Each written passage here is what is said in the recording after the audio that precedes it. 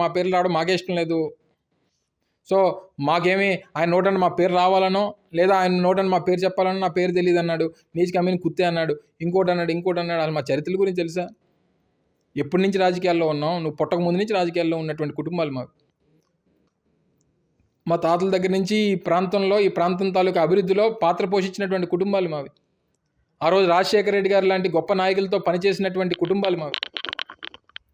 ఈ రోజు వచ్చేసి ఏది పడితే అది మాట్లాడేస్తాం. ఆడేవాడు, ఈడెవడు, ఈ నీచ్ కమీన్ ఎవడు, ఆడేవాడు అని అంటే ఏమనుకుంటున్నాడు అసలు నాకు తెలియకడుగుతాను. చిరంజీవి గారు లేకపోతే నీ బ్రతికేంటి నాకు తెలియకడుగుతాను. చిరంజీవి గారు అనేటువంటి వ్యక్తి లేకపోతే నీ బ్రతికేంటి చెప్పు. సో కేవలం నీవు కనీసం చిరంజీవి గారు పునాదిరాలు సినిమాకు ఆయన పునాదులు పడకముందే రాజకీయాల్లో ఉన్నటువంటి కుటుంబాలు మావి. దాదాపు 60 సంవత్సరాల నుంచి మా తాత ఎమ్మెల్యే, మా నాన్న ఎమ్మెల్యే, నేను ఎమ్మెల్యే, మా నాన్న మంత్రి పనిచేశారు, మా నాన్న పార్లమెంట్ సభ్యుడిగా పనిచేశాడు, నేను మంత్రిగా పనిచేస్తున్నాను. ఇంత చరిత్ర కలిగినటువంటి కుటుంబాల నుంచి వచ్చి నీలాంటి వ్యక్తుల తాలూకా ఒక ప్యాకేజీలకు అమ్ముడిపోయేటువంటి నీలాంటి వ్యక్తులతో మేము మాట అనిపించుకోవాల్సినటువంటి పరిస్థితి వచ్చింది. దేనికి వచ్చింది? సరే ఆయన అన్నాడు మేము ప్రజల కోసం పడతాం, జగన్మోహన్ రెడ్డి గారి కోసం పడతాం. కానీ నీ రాజకీయాల్లో నీకున్నటువంటి నీ వ్యక్తిత్వానికి నువ్వు అనేటువంటి అర్హత నీకు లేదనేటువంటిది మా అభిప్రాయం.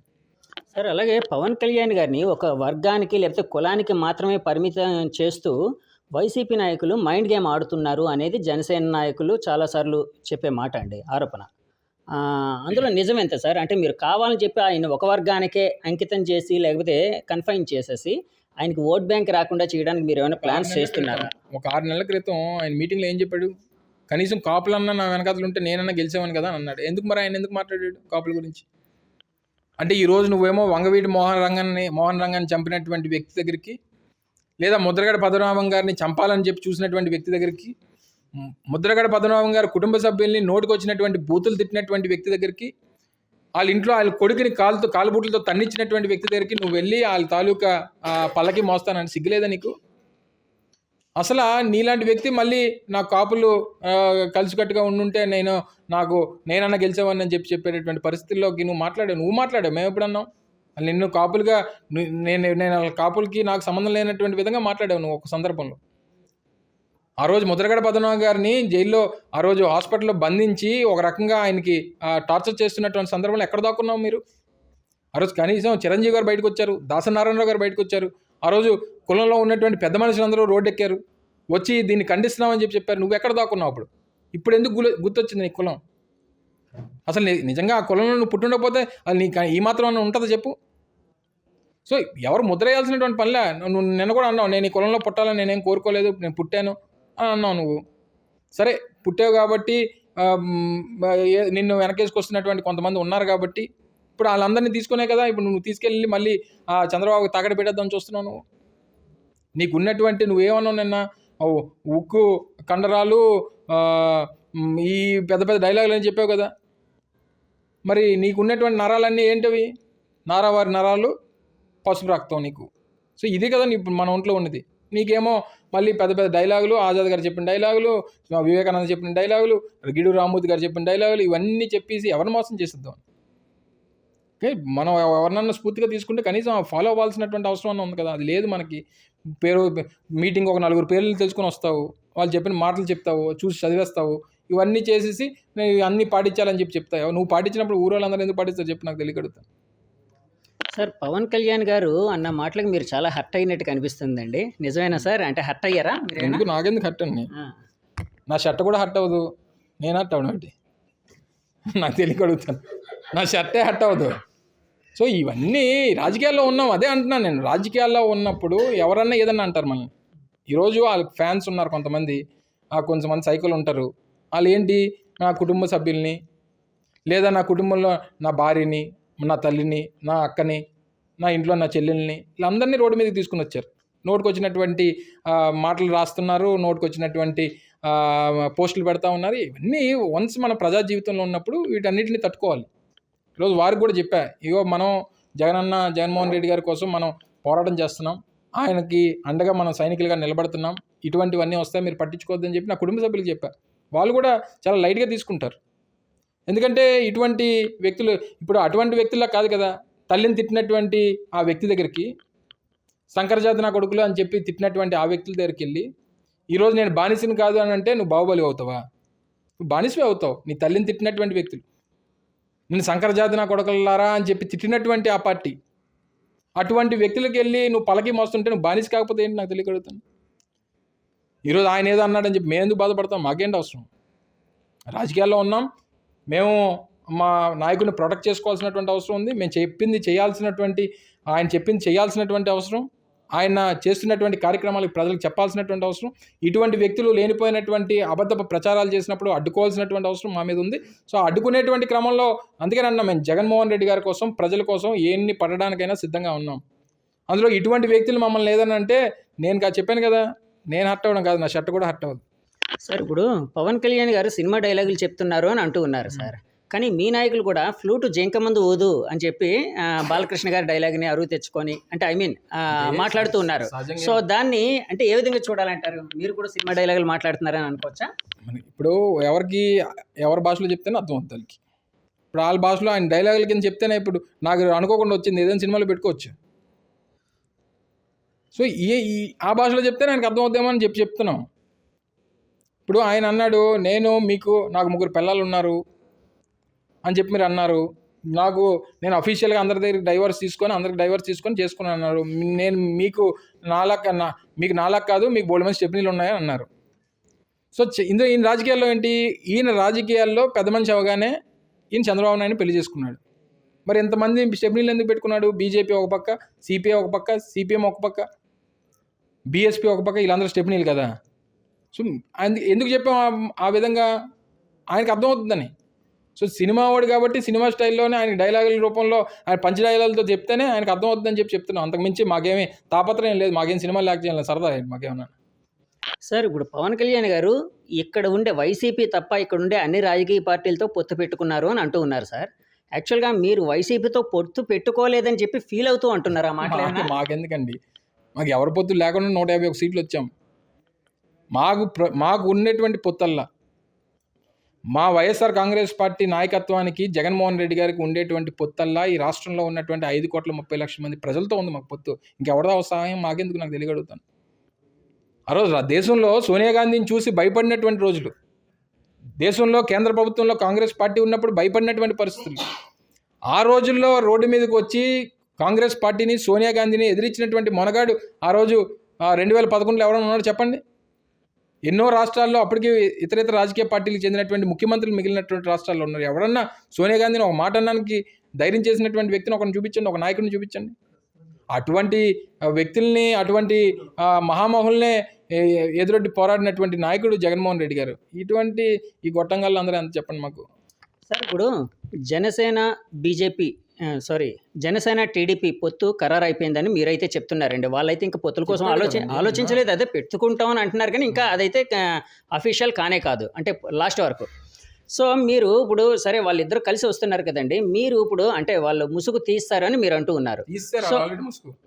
వాళ్ళు నిన్నటిది ఆయన తాలూకా పొత్తుకి ఒక ట్రైలర్, అది ఆయన భాషలో చెప్పాలి కాబట్టి నిన్న ఆయన తాలూకా రాజకీయ దీంట్లో అది నిన్నటి ఒక ట్రైలర్. అది అంటే ఒక మెసేజ్ ఇచ్చాడు, మీకు గౌరవం తక్కకుండా, మన గౌరవం తక్కకుండా నేను బేరాలు ఆడతాను, మనం ఒంటరిగా వెళ్తే వీరమరణం తప్పదు, మనం కలిసి పోటీ చేయాల్సిందే, కలిసి పోటీ చేసేటువంటి క్రమంలో మనకు గౌరవం తక్కకుండా చూసుకుంటాం అనేటువంటి చెప్పాడు.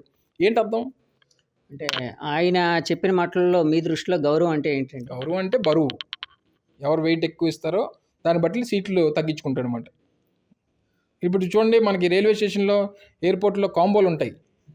ఒక సమోసా, ఒక స్వీటు, ఒక కూల్ డ్రింక్ కలిపితే ఒకటి, ఒక గులాబ్ జాము, ఒక ఫ్రైడ్ రైసు, ఒక బిర్యానీ కలిపితే ఒక రేటు. సో అలాగా ఒక ఎంపీ సీటు, 3 ఎమ్మెల్యే సీట్లు అయితే ఒక రేటింగ్కి, లేదా 2 ఎంపీ సీట్లు, 5 ఎమ్మెల్యే సీట్లు అయితే ఒక రేటు. అసలు ఏమీ తిన్నా ఈరోజు పస్తులు ఉండిపోతాను, నాకు డబ్బులు ఇచ్చిండి అంటే డబ్బులు తీసుకుని పోతారు. సో ఇటువంటి వ్యక్తుల గురించి ఎంత రాజకీయాల్లో అసలు నాకు ఆశ్చర్యం వేస్తుంది.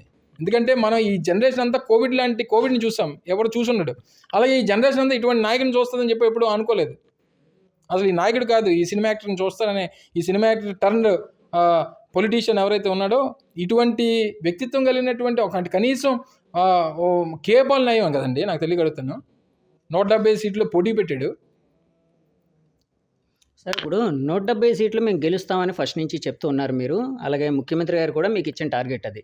సో, ఇప్పుడు టీడీపీ, జనసేన పొత్తు ఖరారయింది అని మీరు భావిస్తున్న సమయంలో మీరు ఎన్ని సీట్లకి అంటే గెలవగలమని భావిస్తున్నారంటే? వాళ్ళిద్దరు పోటీ చేసి 350 అవుతాయా?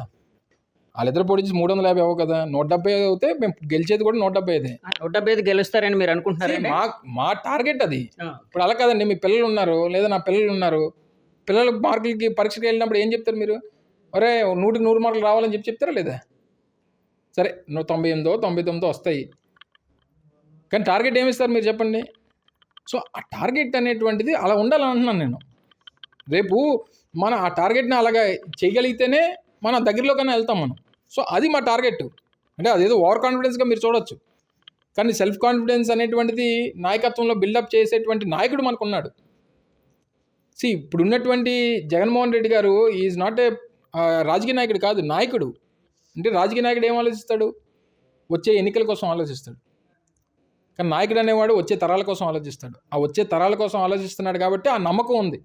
ఆ నిర్ణయాలు తీసుకున్నాడు కాబట్టి, అటువంటి నిర్ణయాలు ఆచరణలో పెట్టాడు కాబట్టి తప్పకుండా రేపు గెలుస్తాం అనేటువంటి నమ్మకం ఉంది. 100కి 100 మార్కులు వస్తాయని చెప్పి ఈరోజు అందరినీ ప్రజల్లోకి వెళ్ళమంటా ఉన్నాడు. సరే 100కి 100 మార్కులు అనేటువంటి టార్గెట్, 1, 2 లేకపోతే 4, 5 తగ్గితే తగ్గొచ్చు, కానీ టార్గెట్ ఆ రకంగా ఉండాలనేటువంటి. 4, 5 కూడా ఎవరికి ఇవ్వబోతున్నారు సార్?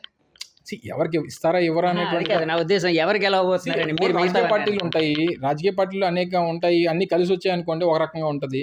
సార్ నా ఉద్దేశం ఏంటంటే ఇప్పుడు చంద్రబాబు నాయుడు గారిని కుప్పంలో ఓడిస్తామని గట్టిగా మీరు అదే. అంటున్నారు కదండి. సో ఆ 4-5లో కుప్పం ఉంటుందని నేనైతే అనుకోవట్లా. నేను చెప్తా ఉన్నాను, నేను 4-5లో 175లో ఫస్ట్ పోయే సీటు తెలుగుదేశం పార్టీకి ఏదైనా ఉందంటే అది కుప్పమే.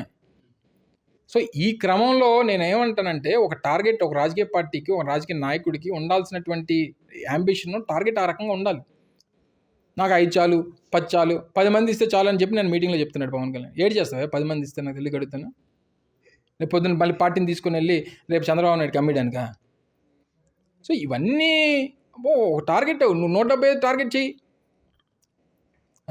అలా ఉండాలి. కానీ తేలిపోయావు కదా, ఇంక నువ్వు బయటపడిపోయిన తర్వాత నేను ఏం చేయమంటారు చెప్పు? మొన్నటి వరకు అడిగాం 170 చేస్తావా లేదా? లేదు నేను చేయలేను, నాకు బలం లేదు, ఆ ముందున్న వాళ్ళు, ఆ ముందున్న జనం, నన్ను చూడడానికి వచ్చినటువంటి జనమే తప్ప నాకు ఓట్లు వేయడానికి వచ్చిన జనం కాదని చెప్పేసావు. నీ నోటంటే నువ్వే చెప్పావు. వాళ్ళ మీద నమ్మకం లేదని చెప్పావు. నువ్వు దేవుడు అని చెప్పి నువ్వే చెప్పించుకుంటున్నావు. నా అంత ధైర్యవంతులు లేదని చెప్పి నువ్వే చెప్పించుకుంటున్నావు. నీ గురించి చెప్పాలి కదా, జనం చెప్పాలి, పక్కన ఉన్నోడు చెప్పాలి.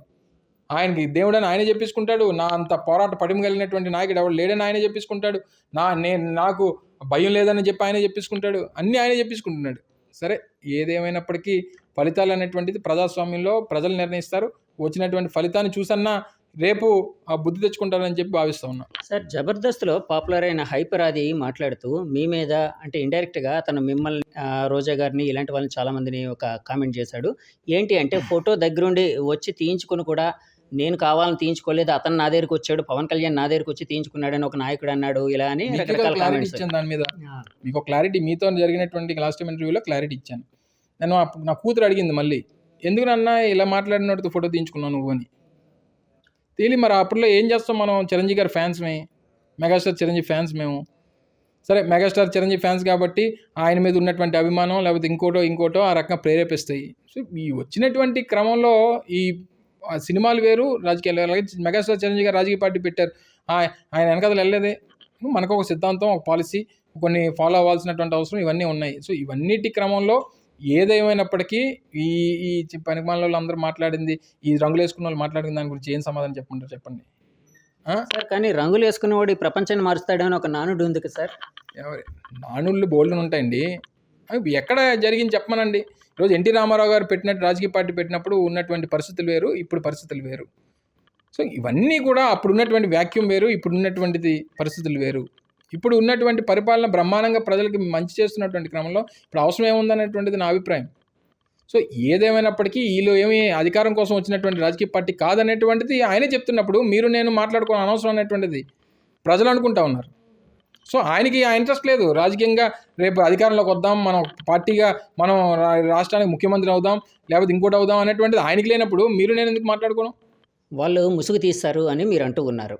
సో ఇప్పుడు ఆ 175 మీరు గెలవడానికి మీరు చేసే ఎత్తులు కానీ పై ఎత్తులు కానీ ఏంటి సార్? మాది ఒకటే ప్రొసీజర్ అండి. మాది ప్రజలకి మేలు చేయాలి, ప్రజలకి మంచి చేయాలి, ఇచ్చినటువంటి హామీని నిలబెట్టుకోవాలి, చెప్పినటువంటి కార్యక్రమాలన్నీ చేయాలి, అంతకన్నా మిన్నగా ఏదైనా అవకాశం ఉంటే చేసి పెట్టాలి. రేపు రానటువంటి కాలంలో ఈ కార్యక్రమాలన్నింటినీ కూడా కొనసాగించాలి.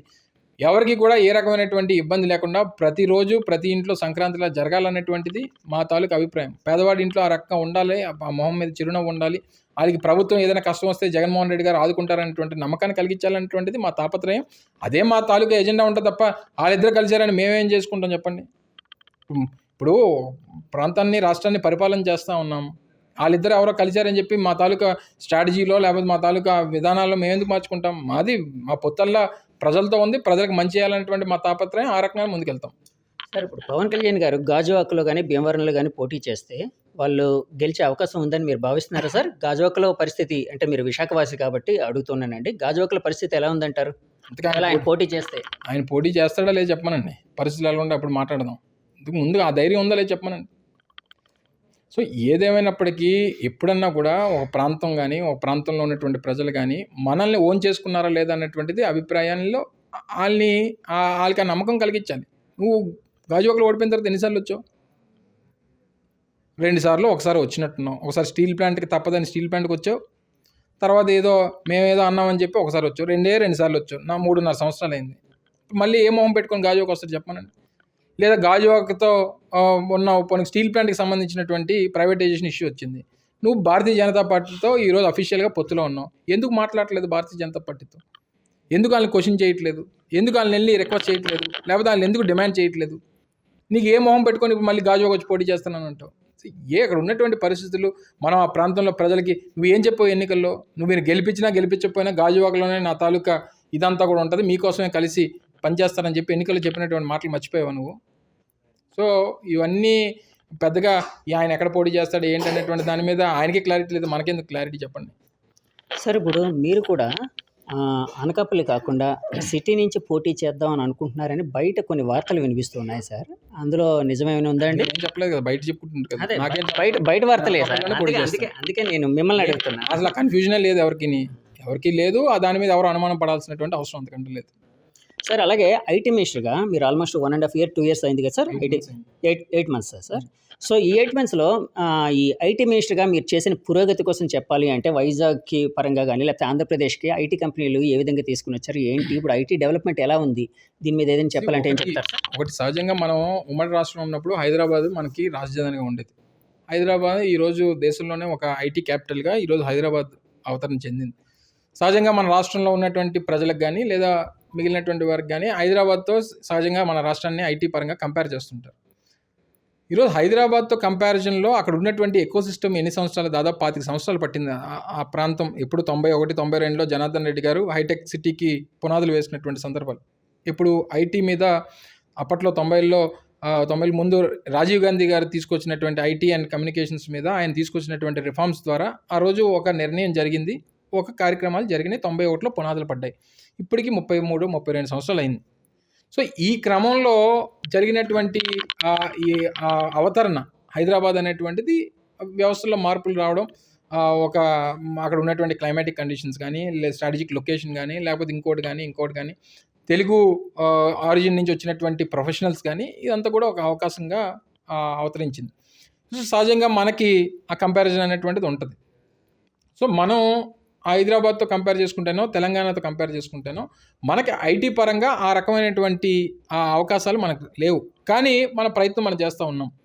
ఈరోజు విశాఖపట్నానికి ఇన్ఫోసిస్ లాంటి సంస్థను తీసుకొచ్చినటువంటి ఘనత, ఈరోజు నేను ఐటీ శాఖ మంత్రిగా బాధ్యతలు తీసుకున్న తర్వాత ఒక యాంకర్ కంపెనీ విశాఖపట్నం తీసుకురావాలని చెప్పి ప్రయత్నం చేసి ఇన్ఫోసిస్తో మాట్లాడి ఇన్ఫోసిస్ని విశాఖపట్నం తీసుకొని వచ్చాం. సో ఒక యాంకర్ కంపెనీ వచ్చిన తర్వాత సహజంగా మిగిలినటువంటి ఎంఎన్సీస్ కూడా రావడానికి ప్రయత్నం చేస్తాయి. విప్రో వాళ్ళు మళ్ళీ టచ్లో ఉన్నారు, లేదా ఐబిఎం వాళ్ళు వస్తూ ఉన్నారు, హెచ్సిఎల్ వాళ్ళ తాలూకు ఆపరేషన్స్ పెడతా ఉంటున్నారు, అమెజాన్ వాళ్ళు వస్తూ ఉంటున్నారు. సో ఈ రకమైనటువంటి అందరితో కూడా చర్చల్లో ఉన్నాం. ఇన్ఫోసిస్ ఆపరేషన్ స్టార్ట్ చేస్తూ ఉంది.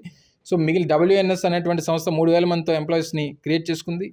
రేపు ఇన్ఫినిటీ అనేటువంటి ఒక సదస్సును కూడా 21వ తారీఖున మనం విశాఖపట్నంలో జరుపుకోబోతా ఉన్నాం. గ్లోబల్ ఇన్వెస్ట్మెంట్ సమిట్ మార్చి 3-4 తారీఖులో విశాఖపట్నంలో మార్చిలో జరుగుతూ ఉన్నాయి. సో వీటన్నిటి ద్వారా రేపు డెఫినెట్గా ఈరోజు విశాఖపట్నం ఒక ఐటీ హబ్గా తయారు చేయాలి, బీచ్ ఐటీ డెస్టినేషన్గా విశాఖపట్నాన్ని తీసుకురావాలనేటువంటి ముఖ్యమంత్రి గారి తాలూకు ఆలోచన విధానం ఏదైతే ఉందో దాని ప్రకారం అడుగులు వేస్తూ ఉన్నాం. తప్పకుండా రానటువంటి కాలంలో ఒక మంచి ఐటీ డెస్టినేషన్గా విశాఖపట్నాన్ని ఆంధ్రప్రదేశ్లో ఒక బ్రాండ్గా తయారు చేయాలనేటువంటి దానివైపు అడుగులు వేస్తూ ఉన్నాం. ఇంకా స్టార్టింగ్ స్టేజెస్లో ఉన్నాం. డెఫినెట్గా దాన్ని రీచ్ అవుతాం అనేటువంటి నమ్మకం పూర్తిగా ఉంది. సార్, ఇప్పుడు విశాఖపట్నాన్ని ఐటీ పరంగా డెవలప్ చేస్తానంటున్నారు, అలాగే ఆంధ్రప్రదేశ్ని కూడా డెవలప్ చేస్తానని అంటూ ఉన్నారు సార్. రేపొద్దున మీ గవర్నమెంట్ రాకపోతే, ఒకవేళ రాకపోతే వేరే ఆ గవర్నమెంట్ వచ్చింది అనుకోండి, వాళ్ళ గవర్నమెంట్, సో ఈ ఐటీ పరిశ్రమ ఇక్కడే ఉండే విధంగా ఏమైనా చర్యలు ఏమైనా గట్టిగా తీసుకుంటూ ఉన్నారా? ఎందుకు కన్ఫ్యూజన్ ఉంటుందండి? మాకైతే ఆ కన్ఫ్యూజన్ లేదు. మీకు ఎందుకు ఆ కన్ఫ్యూజన్ వచ్చిందో మాకు తెలియదు, కానీ మాకైతే అటువంటి కన్ఫ్యూజన్ లేదు. ఇది ఒక కంటిన్యూస్ ప్రాసెస్గా నడుస్తుంది. వచ్చినటువంటి వారందరినీ కూడా వారికి కావాల్సినటువంటి ఫెసిలిటీస్ క్రియేట్ చేస్తాం, ఇన్ఫ్రాస్ట్రక్చర్ ఇస్తాం. వారికి అన్ని రకాలుగా మన ఇన్ఫోసిస్ వాళ్ళు వచ్చారు, కావాల్సినటువంటి లా అండ్ ఆర్డర్ కానీ, లేదా డిస్ట్రిక్ట్ అడ్మినిస్ట్రేషన్ కలెక్టర్ గారిని, సిపి గారిని, కన్సర్న్ ఆఫీసర్స్ని, ఆర్టీసీ వాళ్ళని అందరినీ కూర్చోబెట్టి ఒక సమావేశం పెట్టి వాళ్ళకి కావాల్సినటువంటి ఫెసిలిటీస్ అన్ని కూడా క్రియేట్ చేస్తామని చెప్పాం. వాళ్ళందరినీ కూడా సాటిస్ఫై చేసేటువంటి కార్యక్రమం చేస్తాం. ఈరోజు వచ్చినటువంటి వారిని మేము దగ్గరుండి చూసుకొని వారికి ఒక సపోర్ట్, రాష్ట్ర ప్రభుత్వం మనకి అండగా నిలబడుతుంది అనేటువంటి నమ్మకాన్ని కలిగించేటువంటి కార్యక్రమం చేశాం. రాన్స్టాడ్ అనేటువంటి కంపెనీని ఓపెన్ చేశాం. ఇన్ఫోసిస్ని వారితో చర్చలు చేసాం. వాళ్ళు ఆపరేషన్ ఆల్రెడీ వర్క్ జరుగుతూ ఉంది, ఆపరేషన్ స్టార్ట్ చేయబోతూ ఉన్నారు. సో ఇవన్నీ కూడా ఒక ప్రక్రియలో భాగంగా జరుగుతూ ఉన్నాయి. ఈరోజు మనకి 974 కిలోమీటర్ల కోస్ట్ లైన్ ఉంది, సముద్ర తీరం ఉందా? తెలంగాణకు అవకాశం ఉందా? లేదు కదా. సో ఒక్కొక్క నగరానికి, ఒక్క రాష్ట్రానికి ఒక్కొక్క అవకాశం ఉంటుంది. సో అవకాశాన్ని బట్టి ఆ రాష్ట్రానికి వచ్చేటువంటి అవకాశాలను మనం వెతుక్కోవాలి. కానీ ఈరోజు తెలంగాణలో 140,000 కోట్ల రూపాయలు ఎక్స్పోర్ట్స్ జరిగినాయి కింద సంవత్సరం. మనకి ఆల్మోస్ట్ 150,000 కోట్లు జరిగినాయి. కానీ ప్రతిపక్షాలు 2% కూడా జరగలేదని అంటున్నారు. ఐటీ అనట్లా నేను. సో నేను అనేది ఏంటంటే, ఎక్స్పోర్ట్స్ అనేటువంటివి ఓకే, ఈరోజు ఆ తెలంగాణలో 140,000 కోట్లు జరిగితే మన రాష్ట్రంలో 150,000 కోట్లు జరిగింది. వాళ్ళకంటే ఎక్కువ ఎక్స్పోర్ట్స్ జరిగినాయి. వాళ్ళకి ఐటీ ఎక్స్పోర్ట్ జరిగితే మనకి ఫార్మా, మెరైన్, లేకపోతే మిగిలినటువంటి రంగాలు, అగ్రికల్చరు, డిఫరెంట్ ఆస్పెక్ట్స్లో మనం 150,000 కోట్లు చేసాం ఎక్స్పోర్ట్స్. సో మనకున్నటువంటి స్ట్రెంగ్త్ వాళ్ళకు ఉండదు, వాళ్ళకు ఉన్నటువంటి స్ట్రెంగ్త్ మనకు ఉండదు. మెస్సీని తీసుకొని వచ్చి క్రికెట్ ఆడమంటే ఆడుతాడా? లేకపోతే కోహ్లీని తీసుకుని వెళ్ళి ఫుట్బాల్ ఆడమంటే ఆడుతాడా? సో మెస్సీకి ఉన్నటువంటి స్ట్రెంగ్త్ మెస్సీకి ఉంటుంది, విరాట్ కోహ్లీకి ఉన్నటువంటి స్ట్రెంగ్త్ విరాట్ కోహ్లీకి ఉంటుంది. ఆంధ్రప్రదేశ్కి ఉన్నటువంటి స్ట్రెంగ్స్ మన స్ట్రెంగ్స్ మనకు ఉంటాయి, తెలంగాణకు ఉన్నటువంటి స్ట్రెంగ్స్ తెలంగాణకు ఉంటాయి. సో నువ్వు వచ్చి కోహ్లీని తీసుకొని వచ్చి నువ్వు ఫుట్బాల్ సరిగ్గా ఆడలేదంటే ఎలాగొద్ది? కోహ్లీ క్రికెట్ సరిగ్గా ఆడుతున్నాడు లేదో చెప్పమనండి. సో ఈ రకమైనటువంటి కంపారిజన్ తీసుకొని వచ్చి ఐటీ లేదు, ఐటీ సరిగ్గా లేదు, ఐటీ మినిస్టర్ ఇలాగా అలాగానంటే, సరే రాజకీయాల్లో ఎవరన్నా ఏదన్నా మాట్లాడుకోవచ్చు, కానీ మనకు ఉన్నటువంటి స్ట్రెంగ్స్ని, రిసోర్సెస్ని ఏ రకంగా మనం సద్వినియోగం చేసుకుంటున్నాం అనేటువంటి దాంట్లో మనం సక్సెస్ అవుతున్నాం, దానివైపు అడుగులు వేస్తున్నాం అనేటువంటి తెలియజేస్తాం. సార్, నారా లోకేష్ గారి పాదయాత్రను ఇప్పుడు మీ వాళ్ళైతే, మీ నాయకులు కొంతమంది జరగనేమో అంటూ ఉన్నారు సార్. దాన్ని ఒక సీనియర్ కీలకమైన సభ్యుడిగా, సీనియర్ మంత్రిగా మీరు ఎలా చూస్తున్నారండి? ఎందుకు జరగనివ్వరు? కొంతమంది వార్తల్లో ఏదైనా మాట్లాడుకోమని. ఇప్పుడు ఆయన చేయడం వల్ల వచ్చేటటువంటి ఉపయోగం ఏంటి చెప్పమనండి.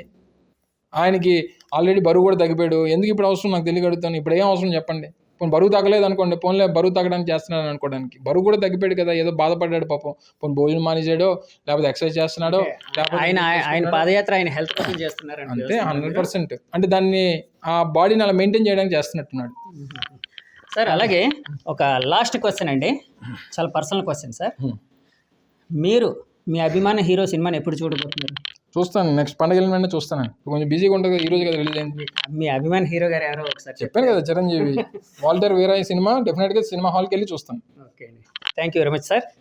ఇదండి ఐటీ మినిస్టర్ అమర్నాథ్ గారి అంతరంగం. సో ఆయన అయితే 175కి 175 సీట్లు మేము గెలవబోతున్నాం, అక్కడ చంద్రబాబు నాయుడు గారిని కూడా ఓడించబోతున్నాం, అలాగే టీడీపీ జనసేన కలిసినా కూడా మమ్మల్ని ఏమీ చేయలేదు అని చెప్తూ ఉన్నారండి. మీ Jagadish, journey with Jagadish. Thank you very much, bye bye. పదాలు తెలియని పెదవులకు అమృత వాక్యం అమ్మ. సంతానలేమి సమస్యతో బాధపడుతున్న ప్రతి స్త్రీమూర్తి బాధను మేము అర్థం చేసుకోగలం. 49 వరల్డ్ బెస్ట్ ఎంబ్రియాలజీ ల్యాబ్ మరియు జిల్ట్రిక్స్ అలారం సిస్టాన్ని మొట్టమొదటిసారిగా ఏపీ మరియు తెలంగాణలో ఈ నెల 9న ప్రముఖ సినీ నటి స్నేహ, స్పెయిన్ దేశానికి చెందిన international senior embryologist Javier Herrera గారు ప్రారంభించారు. ఈ శుభతరుణంలో రక్త పరీక్షలు, AMH test, RBS, సెమిన్ analysis, ultrasound scan, follicle scan ఈ నెల 31 వరకు ఉచితంగా అందిస్తుంది. 49 అంటే సంతానం, 49 అంటే సంతోషం.